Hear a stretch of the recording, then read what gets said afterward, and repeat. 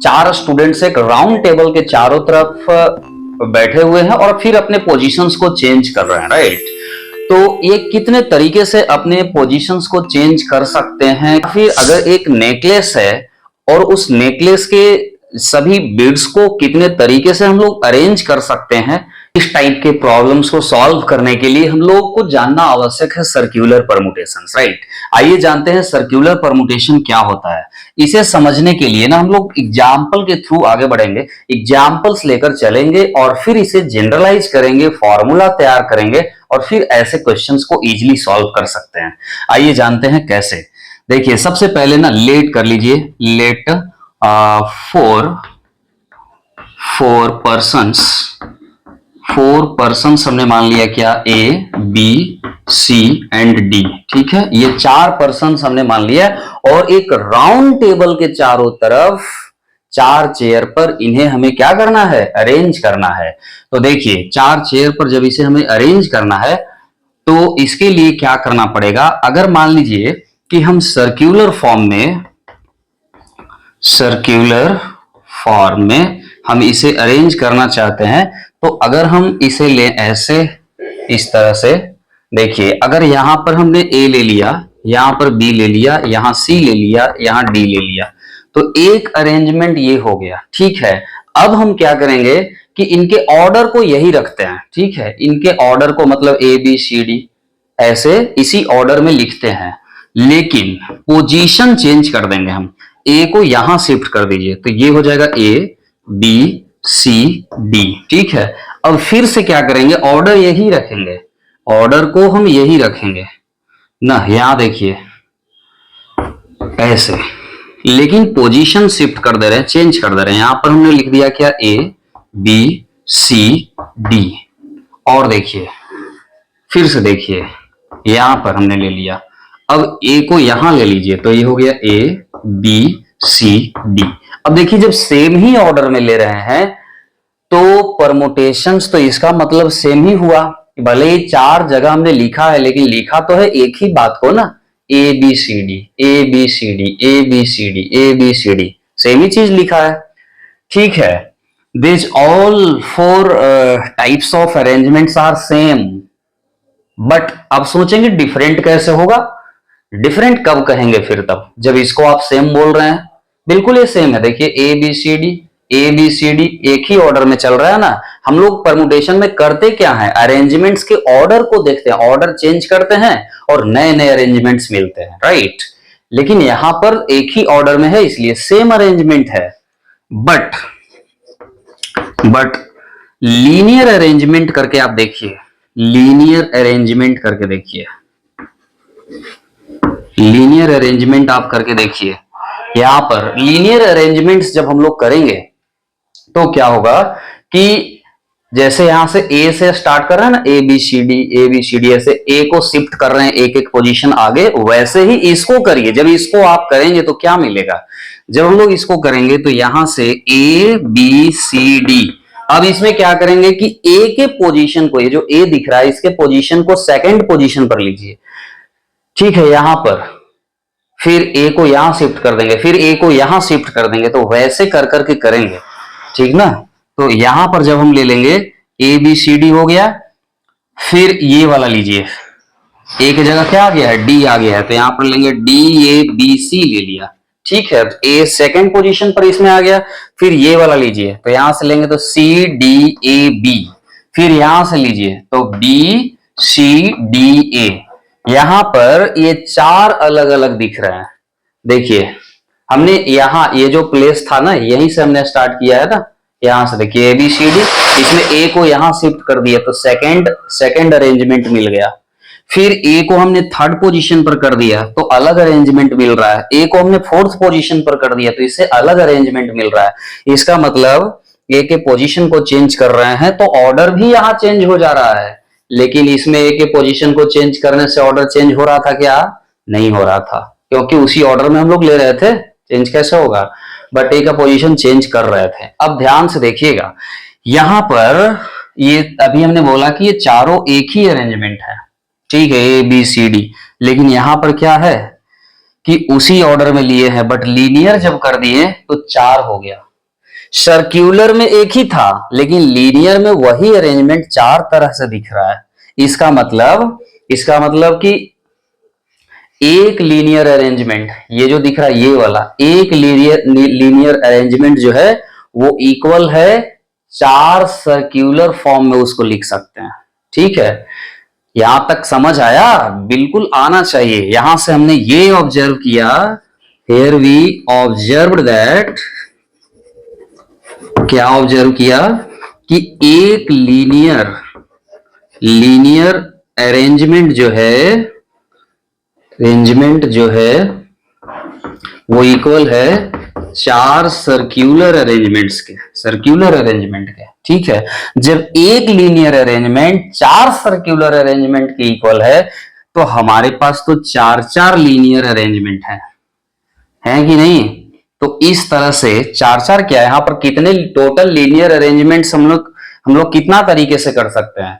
चार फैक्टोरियल तरीके से कर सकते हैं कि नहीं? अब आइए उस पॉइंट को समझते हैं, उस बात को समझते हैं।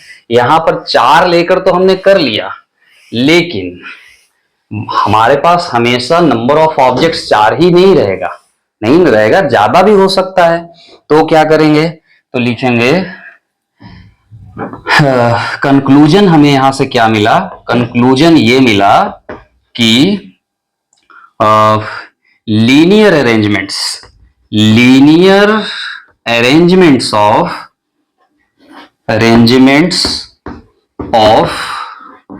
n different things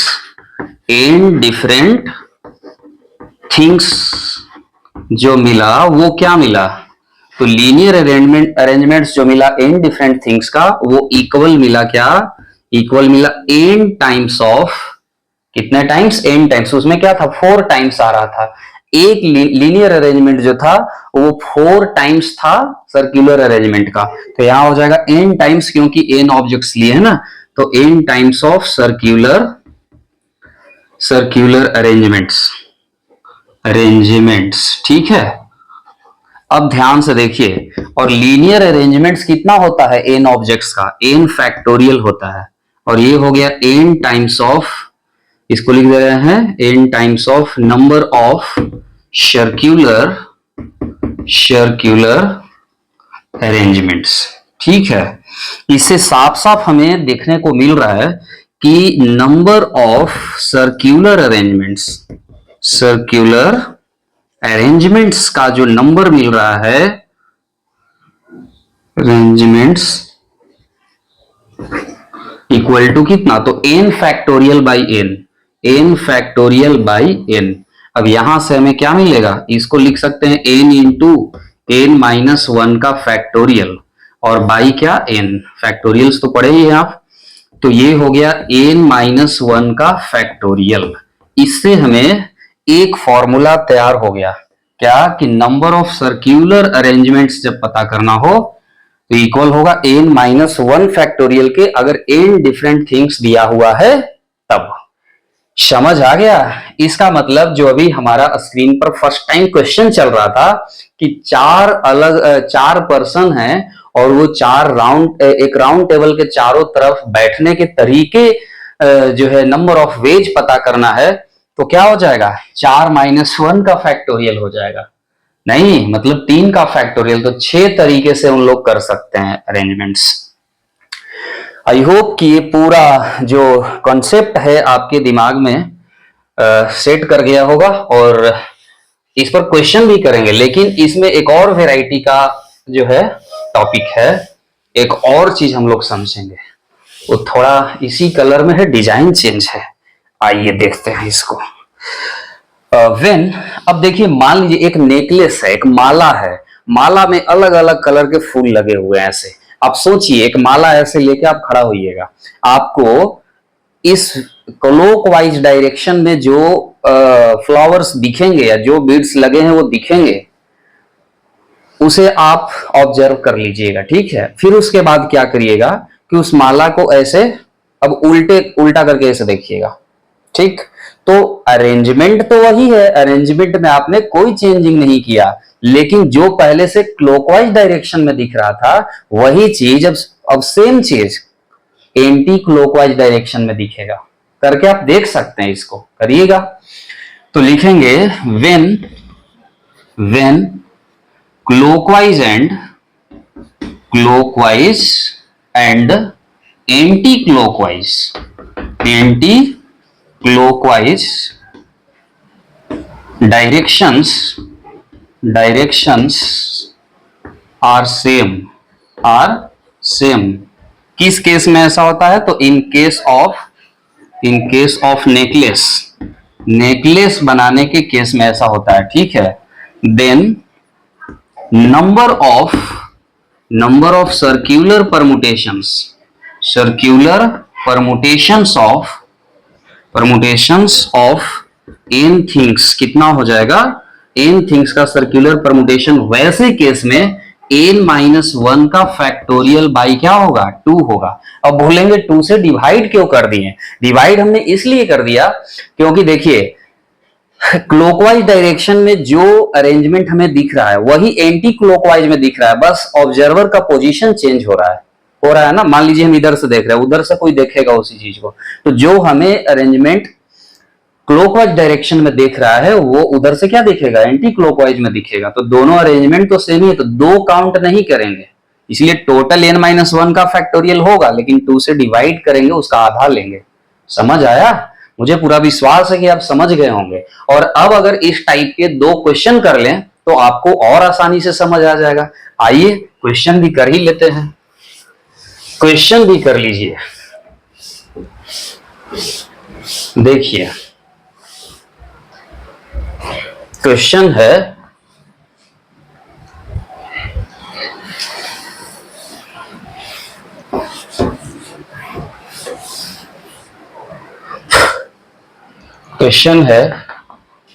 इन ऐसे लेते हैं, how many necklace of 10 flowers can be made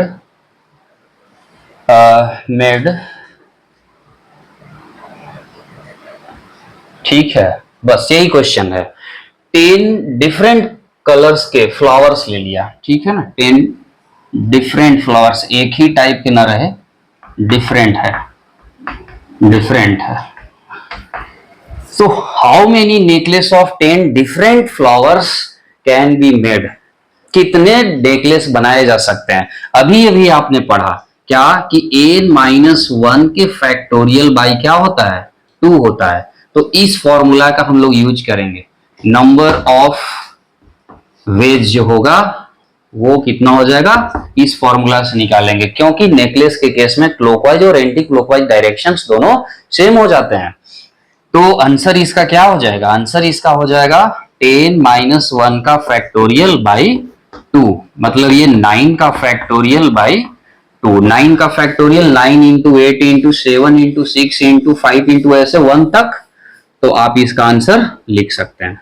ठीक है, उम्मीद है आपको ये पूरा टॉपिक समझ में आया है, और हर टाइप के सर्क्यूलर परमुटेशन से रिलेटेड क्वेश्चंस भी हम लोग कर सकते हैं, और उसको हम लोग अगले वीडियो में लाएंगे।